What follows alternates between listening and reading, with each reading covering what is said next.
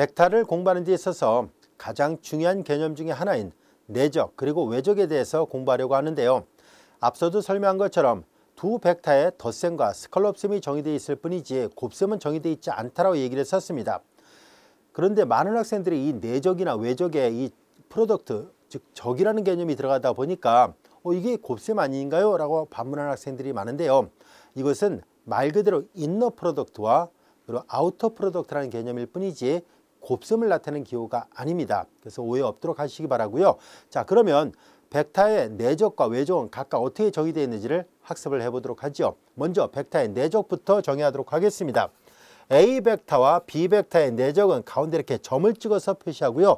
이 점을 생략할 수는 없습니다. 이 점을 읽을 때는 도트라고 읽기로 하겠습니다.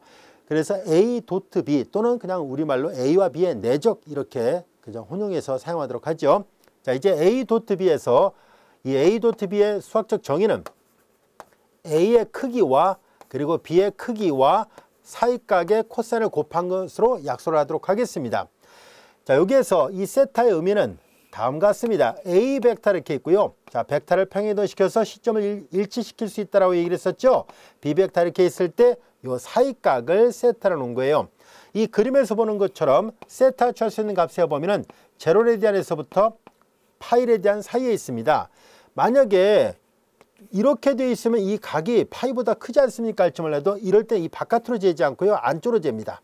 그래서 여전히 세타는 제로레디안에서 파이레디안 사이에 있습니다. 도로 얘기한다면 0도에서 180도 사이에 있는 각을 의미합니다. 자, 이렇게 약속된 것이 바로 두 개의 벡터의 내적이에요. 이 내적의 정의 때문에 우리는 뒤에서도 많이 활용할 것입니다만 바로 이 각을 구할 때 내적을 이용해서도 구할 수 있습니다. 즉, 두 벡터 이루는 사이각을 구하고자 한다면 크기, A의 크기와 B의 크기, 물론 이 두 개의 벡터가 당연히 제로 벡터는 아니라고 가정하도록 하겠습니다. A의 크기와 B의 크기 분의 A와 B의 내적 이렇게 계산이 가능하기 때문에 우리는 내적을 이용해서 각도 구하는 게 가능하다라는 것을 알 수 있습니다. 자, 이것이 두 벡터의 내적에 관한 정의인데요. 근데 이 정의를 잘 살펴보면 바로 이 각을 알고 있어야만 사용할 수 있다는 단점이 있습니다. 자, 그래서 우리는 각에 의존하지 않고도 이 벡터의 성분만으로 내적을 계산할 수 있는 방법을 설명하려고 하는데요. 이 방법을 이해하려면 코사인 제2법칙이라는 개념이 필요합니다. 코사인 제1법칙과 제2법칙을 간단하게 어떤 법칙인지 설명하도록 할게요. 자, 우리는 참고로 이제 삼각형이 이렇게 있습니다.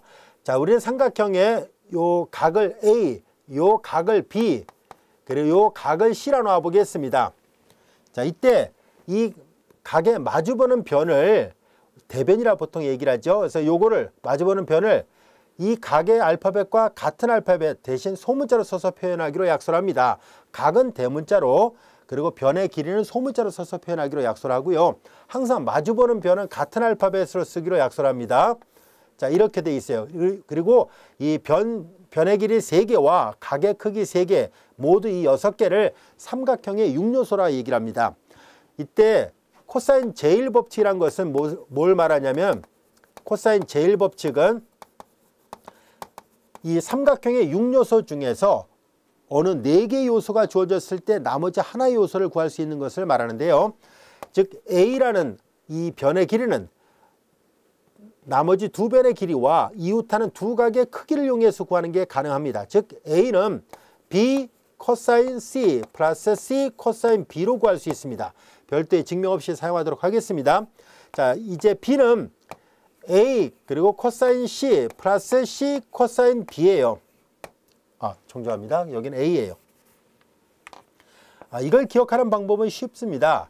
좌변의 알파벳이 우변에 나오지 않아요. 여기 왼쪽에 A가 있으니까 오른쪽에는 A가 들어있지 않고요. 여기도 마찬가지로 왼쪽에 B가 있으니까 오른쪽에는 B를 포함하지 않는다라고 기억해두면 이해하기 쉬워요. 변의 길이와 각의 크기의 코사인을 서로 곱해서 만듭니다. 같은 방법으로 C는 그럼 여기가 C가 있으니까 A하고 B만 갖고 구하면 돼요. A 코사인 B 그리고 B 코사인 A예요. 이해할 수 있겠죠? 자, 이것을 우리는 코사인 제1법칙이라고 얘기를 합니다. 자, 코사인 제1법칙이 있고요. 또한 코사인 제2법칙이 있는데요. 자, 코사인 제2법칙은 제1법칙은 보다시피 이렇게 1승으로 인해서 만들어진 법칙을 말한다면 코사인 제곱법칙은 제곱을 해서 만든 법칙을 말합니다. 즉 변의 길이 a의 제곱은 b의 제곱 플러스 c의 제곱 마이너스 2배 bc 코사인 a 이렇게 돼 있고요.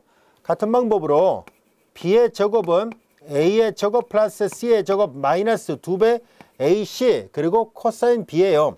자, 이 코사인 제2법칙을 기억하는 것도 쉬워요. 위에서 설명한 것과 마찬가지로 왼쪽에 있는 알파벳은 오른쪽에 나와 있지 않습니다. 여기 b가 있으니까 여기는 오른쪽에 b가 없고요. 왼쪽에 a가 있으니까 위에는 보다시피 오른쪽에는 여기 변의 길이에는 a가 없어요. 그리고 요 a하고 같은 각이에요. b하고 같은 각이고 변의 길이가 왼쪽에 있는 알파벳이 없다는 거예요. 오른쪽에는. 같은 방법으로 c의 제곱은 변의 길이 c의 제곱은 여기는 a하고 b가 있어야 되겠죠. 그리고 요 각 대응하는 마주보는 각을 여기다 쓰면 돼요. 이것이 코사인 제2법칙입니다. 자, 이제 코사인 제1법칙과 코사인 제2법칙 이렇게 삼각형의 6요소를 중에 어느 하나를 구하려고 할 때 사용되는 법칙들인데요.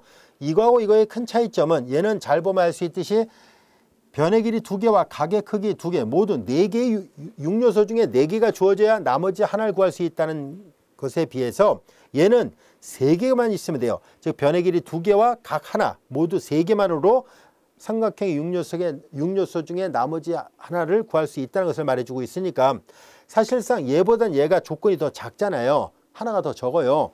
여기는 4개가 필요하고 3개가 필요하니까 그래서 사실 활용도는 이게 더 많습니다. 이제 이 코사인 제2법칙을 이용해서 이거를 성분을 이용해서 다시 표시하려고 하는데요.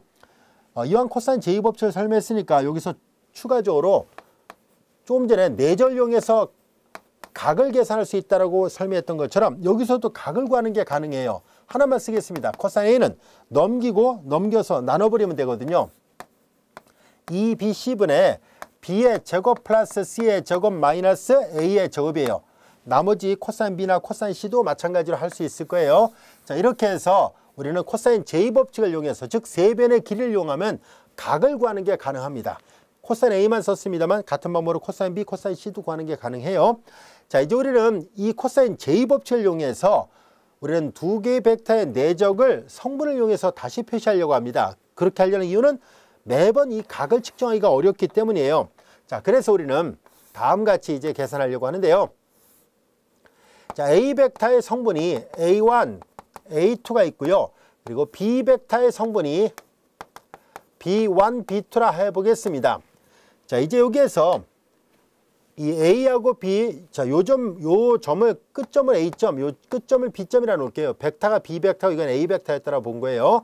자, 이제 이렇게 삼각형을 생각해 보려고 합니다. 이건 알파벳 O라 표시한다면 이 삼각형 OAB에서 조금 전에 설명했던 것처럼 코사인 제2법칙을 적용하도록 하겠습니다. 코사인 제2법칙을 적용하겠습니다. AB 선분의 길이의 제곱, AB 선분의 길이의 제곱은 자, OA라는 이 선분, 벡터 아니라 그냥 선분으로 표시했습니다. 선분의 크기에 벡터로 표시해도 상관없습니다. 여기도 이제 AB라고 썼습니다. 벡터로 표시해도 돼요. 선분으로 표시해도 되고 OA 벡터의 제곱 더하기 OB 벡터의 제곱 그리고 마이너스 2배 OA 벡터 그리고 OB 벡터 그리고 요 각을 우리가 편의상 세타로 놔보겠습니다. 그래서 코사인 세타 이렇게 표시하도록 하죠. 자, 그리고 이제 OA 벡터는 그냥 간단하게 여기다 설명했던 것처럼 그냥 A 벡터라 써서 표시한다면 A의 제곱 같은 방법으로 B의 제곱 마이너스 2배 A 벡터의 크기 그리고 B 벡터의 크기 사이각의 코사인입니다. 자, 그런데 우리는 방금 전에 2개의 벡터의 내적에 대한 정의가 이렇다라고 약속을 했었잖아요. 즉 우변이 좌변처럼 A와 B의 내적입니다. 자, 우리는 이 정의를 잘 보면 여기가 그렇게 돼 있잖아요. 얘가 바로 A와 B의 내적이구나 라는 것을 알 수 있습니다. 따라서 얘를 좌변을 이완하고 얘를 우변을 이완한 다음에 2로 나누면 A와 B의 내적을 표현할 수 있겠구나 라는 것을 알 수 있습니다. A와 B의 내적 넘긴 다음에 나눠버리는 거예요. 그러면 2분의 1 이렇게 될 것이고 A 벡터의 크기의 제곱 더하기 B 벡터의 크기의 제곱 마이너스 넘어갔습니다. AB 벡터의 크기의 제곱 이거로 구할 수 있겠죠. 자, 이제 이걸 계산을 해보려고 합니다. 자, A 벡터의 크기의 제곱은 앞서 배웠던 것처럼 벡터의 크기니까 성분이 이렇게 주어져 있어요. 원래 벡터의 크기는 루트 A1의 제곱 더하기 A2의 제곱이 돼야 되는데 제곱이니까 루트를 벗겨낼 수 있죠. 그래서 A1의 제곱 더하기 A2의 제곱이고요. 같은 방법으로 여기도 B1의 제곱 더하기 B2의 제곱입니다. 마이너스. 자, 그리고 AB의 두 점 사이의 거리를 구하는 것은 조금 전에도 살펴봤던 것처럼 AB의 두 점 사이의 거리는 피터러 정리로부터 B1-A1의 전체 제곱 플러스 B2-A2의 전체 제곱 이렇잖아요. 조금 전에 우리가 살펴봤던 내용이에요. 바로 그 AB 벡터의 크기의 제곱이니까 이거 제곱하니까 루트로 벗겨내면 되죠. 자, 그래서 이걸 다 계산하면 되겠네요. B1의 제곱 마이너스 A1의 제곱 그리고 플러스 B2의 제곱 B2-A2의 제곱. 자, 이렇게 되고 가로를 닫겠습니다. 자, 이제 AB의 크기의 제곱이 이거였어요.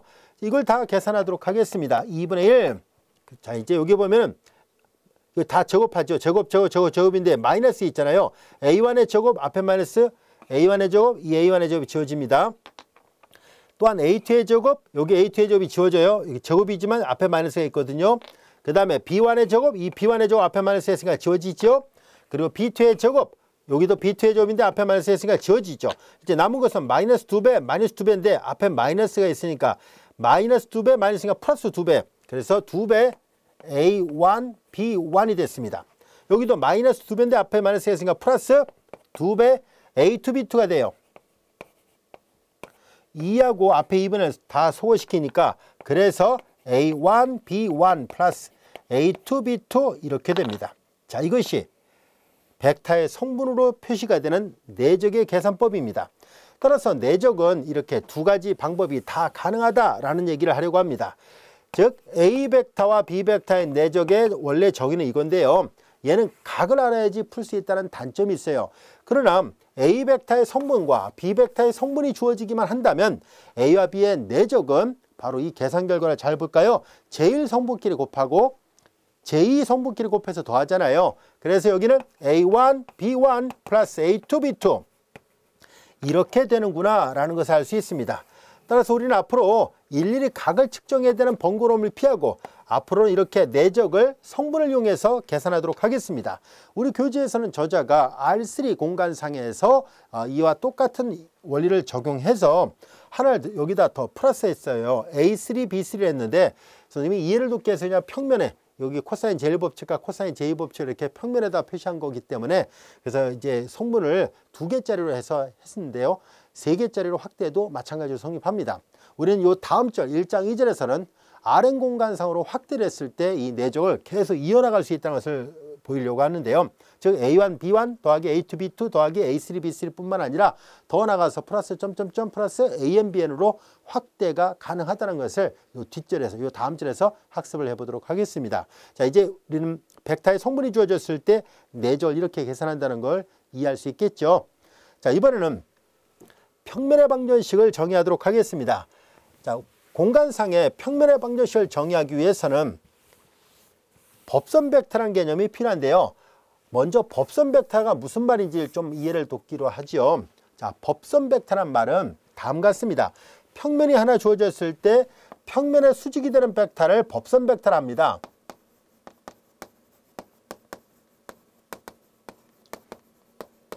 노멀 벡터인데요. 자, 이 노멀 벡터란 말은 어떤 의미냐면 이 평면 위에 있는 임의의 점을 하나 잡아요. 임의의 점을 잡았을 때 이 평면 위에 있는 점 P를 지나는 무수히 많은 직선들이 있겠죠.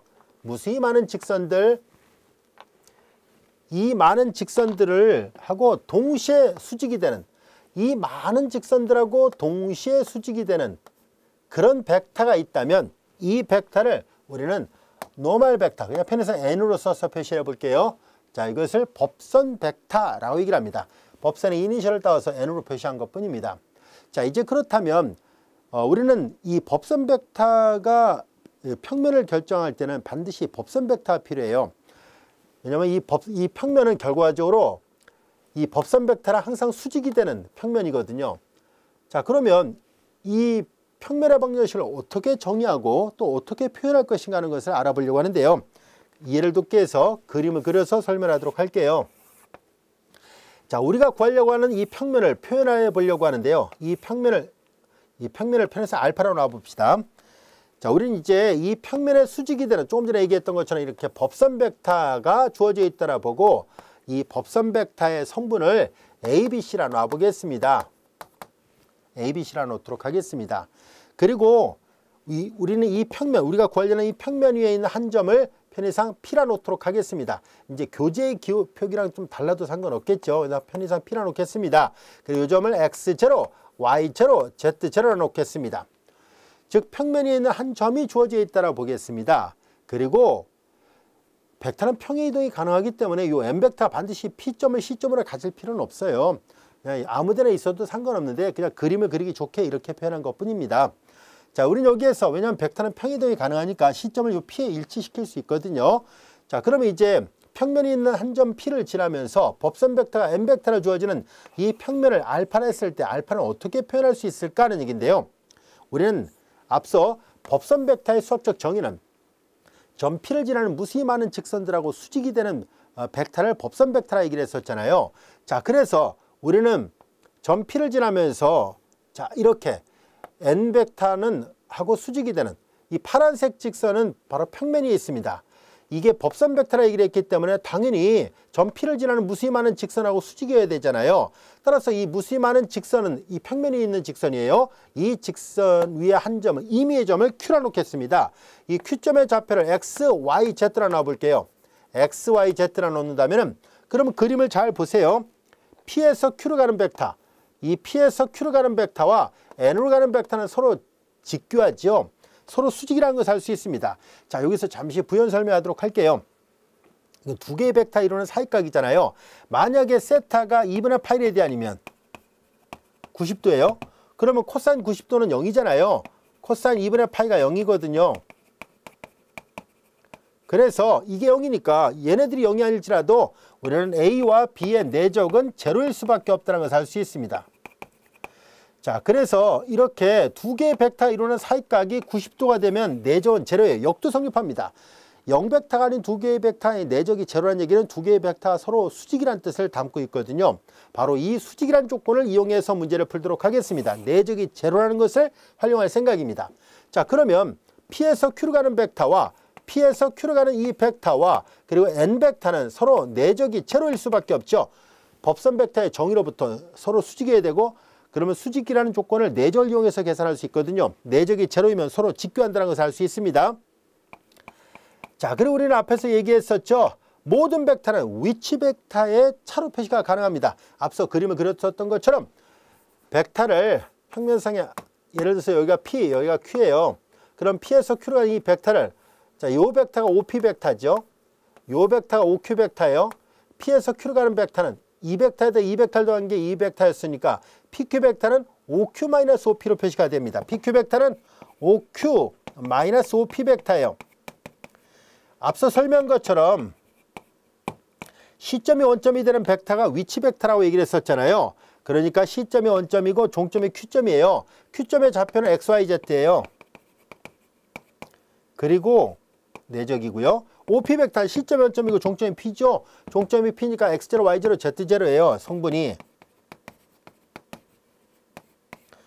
자, 여기까지 할 수 있겠죠. 모든 벡터는 위치 벡터의 차로 표시가 가능합니다. 여기서 이 C점이 원점이라는 건 여기를 말하는 거예요. OQ 벡터, OP 벡터. 이해할 수 있죠? 저 왼쪽 그림을 여기다 그대로 적용한 것 뿐이에요. 자, 이제 두 개의 벡터의 내적이 제로가 돼야 된다는 것을 이용하도록 하겠습니다. 자, 그러면 일단 이 부분을 먼저 계산하도록 하죠. 그리고 N벡터의 성분은 A, B, C예요. 그래서 N벡터의 성분은 A, B, C가 됐고 내적. 그리고 요거는 X-X0, X-X0, Y-Y0, Z-Z0 이퀄 0해야 돼요. 그런데 조금 전에 얘기했던 것처럼 두 개의 벡터의 성분이 주어졌을 때 내적은 제1성분끼리 곱하고 제2성분끼리 곱해서 더하면 된다라고 얘기를 했었잖아요. 자, 그래서 이제 A와 X-X0, B와 Y-Y0, C와 Z-Z 제로 이퀄 제로 이렇게 되는구나 라는 것을 알게 됐습니다. 자, 이것이 바로 이 X 앞의 계수, Y 앞의 계수, Z 앞의 계수는 바로 평면의 법선 벡터를 나타냅니다. 자, 얘를 우리는 평면의 방정식이라고 얘기를 하도록 하겠습니다. 이것을 우리는 공간상의 한 점 X0, Y0, Z0를 지나고 이 X 앞의 계수, Y 앞의 계수, Z 앞의 계수가 앞서 얘기한 것처럼 법선 벡터의 성분들을 나타냅니다. 자, 이것을 우리는 평면의 방정식이라고 얘기를 해요. 좀 더 정확하게 얘기하면 점 X0, Y0, Z0를 지나고 법선 벡터가 A, B, C로 주어지는 평면의 방정식이라고 표현합니다. 자, 여기에서 우리는 얘네들 다 전개를 해볼게요. 더 간단하게 이렇게도 쓸 수 있어요. AX 플러스 BY 플러스 CZ 이렇게 전개한 거예요. 그리고 이렇게 하면 어차피 상수니까 얘네들 다 계산한 경우를 그냥 알파벳을 A, B, C 다음에 나오는 알파벳 D로 표시를 하겠습니다. 그럼 이퀄 제로 이렇게 되죠. 이렇게 더 간단하게 표현할 수 있습니다. 이때 D는 마이너스 AX0, 마이너스 BY0, 마이너스 CZ0를 뜻합니다. 아시겠죠? 이렇게 해서 평면의 방정식을 나타낼 수 있구나 라는 것을 알 수 있고요. 자, 그리고 한 가지 더, D가 제로가 되면은 반드시 이 평면은 공간상에 있는 이 평면은 원점을 통과하는 평면이에요. 왜냐하면 X, Y, Z에다 0을 대입하면 0을 만족하니까 당연히 평면인 원점을 통과하고 있고요. 만약에 D가 0이 아니면 원점을 통과하지 않는 평면이 된다는 것도 구별할 수 있습니다. 충분히 이해할 수 있겠죠? 자, 이렇게 해서 우리가 평면의 방정식을 이런 걸 표준형이라 얘기를 하는데요. 이런 모양으로 나타낼 수 있구나라는 것을 알게 됐습니다. 자, 그러면 이제 벡터의 외적이라는 것은 또 어떻게 정의되는지 살펴볼까요? 이 내적과 외적은 앞으로도 계속 사용될 거기 때문에 정의와 성질 그리고 계산법을 정확하게 이해하고 있어야 돼요. 자, 이번에는 아우터 프로덕트를 정의하려고 합니다. A 벡터의 성분이 A1, A2, A3 그리고 B 벡터의 성분이 B1, B2, B3일 때 자, 성분이 두 개가 아니라 세 개니까 얘는 R3 공간상에 있는 벡터를 뜻한다는 것을 잘 알아두세요. 자, 우리는 이와 같이 벡터의 외적은 R3 상에 있는 두 개의 벡터를 가지고 정의를 합니다. 물론 이 외적 벡터의 특수한 경우로서 우리가 평면상에서도 외적을 정의할 수 있지만 일반적인 정의는 이렇게 R3 벡터 상에서 정의를 합니다. 자, 이제 A하고 B에 대하여 우리는 이제 정의를 하려고 해요. 외적 벡터를 약속하는 거예요. A와 B의 외적은 이제 크로스기를 사용합니다. 그래서 이제 A 크로스 B 읽을 때도 A 크로스 B라고 읽거나 또는 이제 우리말로 A와 B의 외적이라고 얘기를 합니다. 이게 4층연산의 곱셈을 뜻하는 기호가 아니에요. 아시겠죠?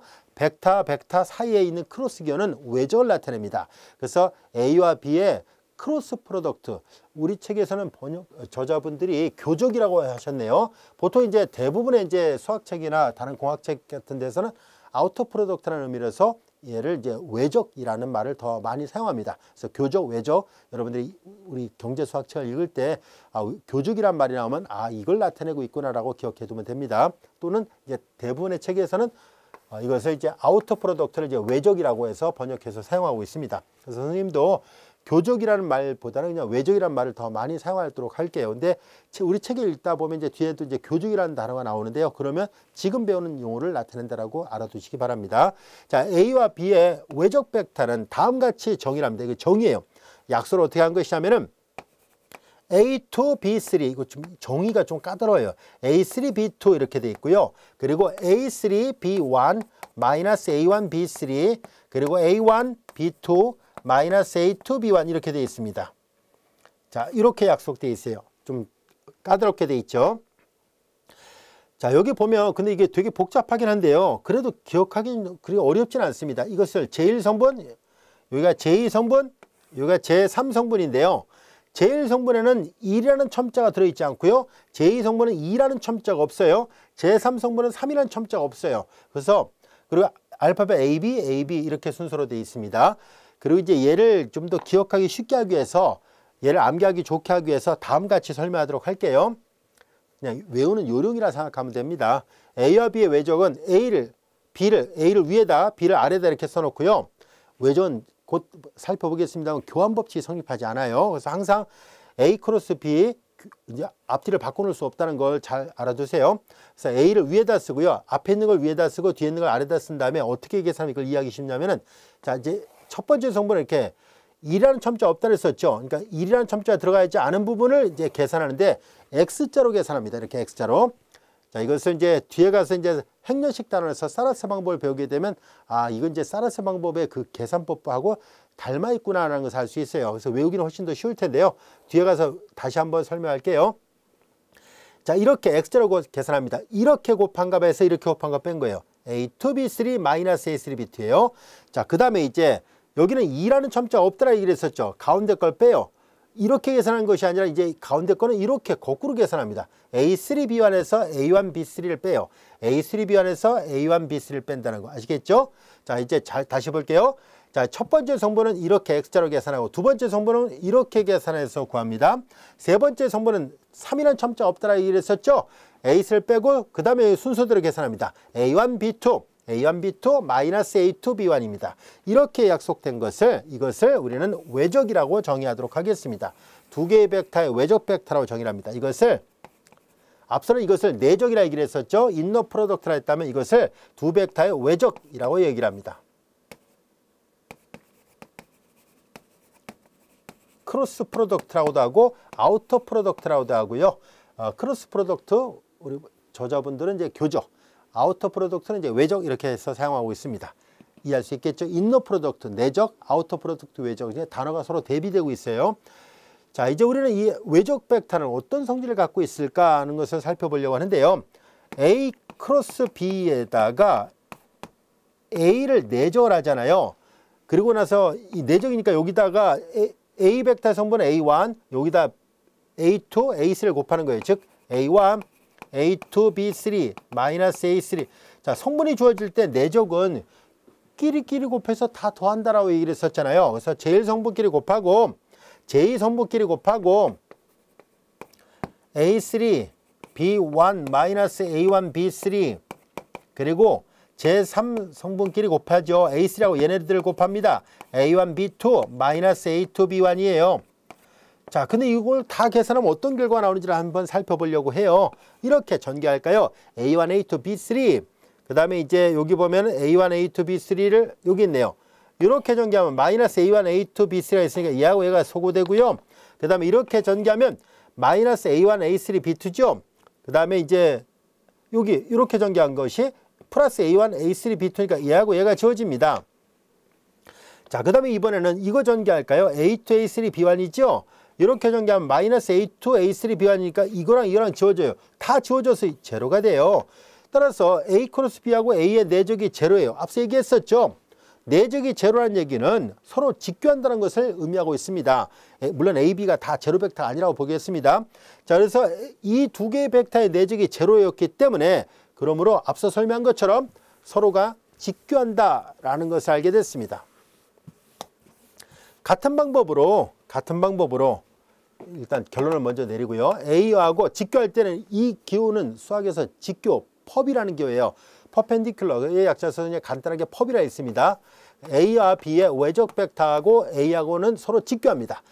자, 이것이 성립한다는 것을 알게 됐고요. 자, 그 다음에 같은 방법으로 이제 A 크로스 B하고 그 다음에 똑같은 방법으로 B 벡터를 내적을 하면은 얘도 똑같이 계산하면 0이 나옵니다. 그래서 B 벡터와 A 크로스 B 벡터는 서로 직교합니다.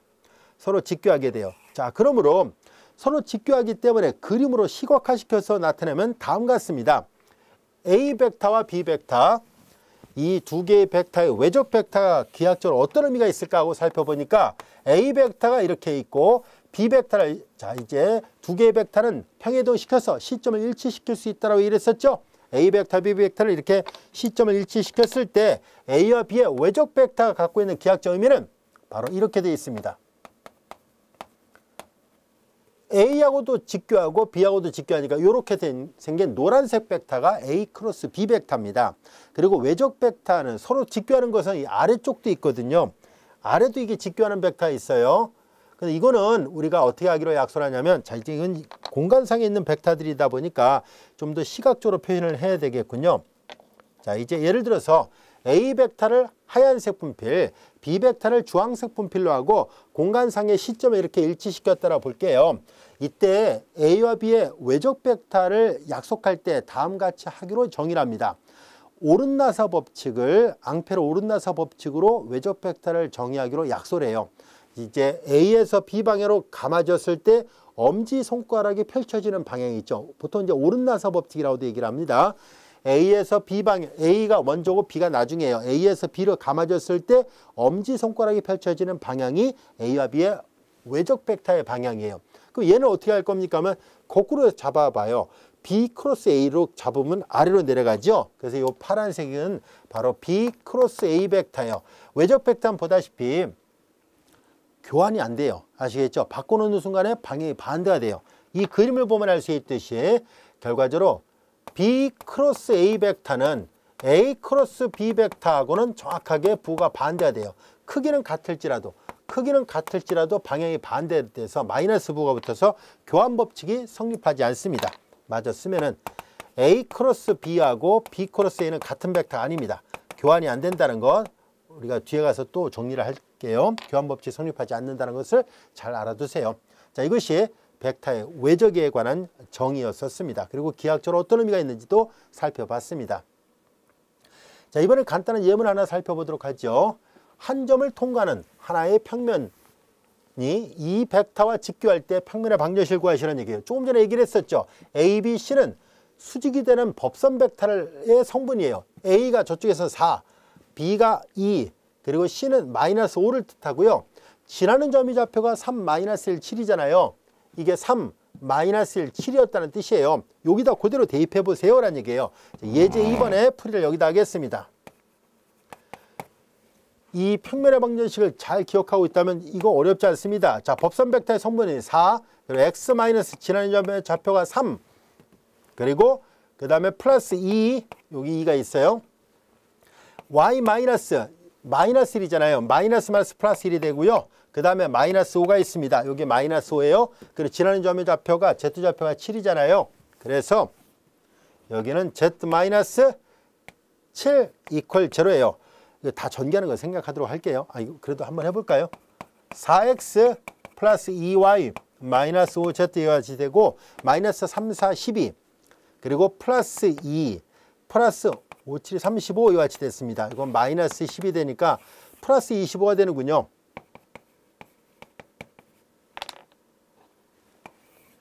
앞서 얘기했던 ax 더하기 by 더하기 cz 더하기 d라고 표현한 게 바로 이런 값을 d라고 표현한 것뿐이에요. 다 계산해서 전개한 것뿐이에요. 충분히 이해할 수 있겠죠. 자, 이렇게 해서 우리가 이 예제 2번을 만족하는 평면의 방정식을 구할 수 있었습니다. 자, 지금까지 우리는 교재 1장 1절에 대해서 학습을 했었습니다.